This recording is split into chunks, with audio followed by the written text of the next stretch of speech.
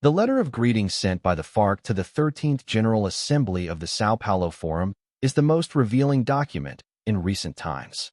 Anyone who hasn't read it cannot grasp the depth of the ties linking Brazil's ruling party to the Colombian narco-guerrilla, nor can they understand the role the Brazilian government has played in reviving the international communist movement. The core of the text is this paragraph. By 1990, the socialist bloc was already collapsing. All its structures were crumbling like a house of cards. The enemies of socialism were celebrating. Despair overtook many leaders. It was at that precise moment that the PT launched the formidable proposal to create the São Paulo Forum. This initiative was a lifeline. 16 years have passed, and the political landscape is now entirely different. There is not a single party affiliated with the Forum that disagrees with this claim. By carrying out an original idea of Fidel Castro, the PT rescued communism from extinction, breathing new life into its moribund body and enabling it, as was declared at the Forum's Fourth Assembly, to recover in Latin America what was lost in Eastern Europe.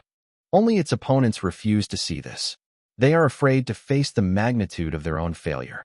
While the São Paulo Forum grew, U.S. influence in the region visibly withered, shifting its means of action to international organizations, channeling support toward leftist parties, or settling for economic programs that served America's enemies more than the American nation itself. Washington's public diplomacy in the region became so weak that leftist propaganda was able to thrive on local ignorance about American reality, going so far as to attribute to Yankee imperialism initiatives that, from Texas to Maine, everyone knows are real threats to U.S. sovereignty. Take the FDA, for example. It's comical to compare the furious speeches of the Latin American left against this imperialist agreement with the equally indignant protests of American conservatives against what they saw as a globalist attack on U.S. national interests. Someone here has lost their mind, and it's not the American conservatives.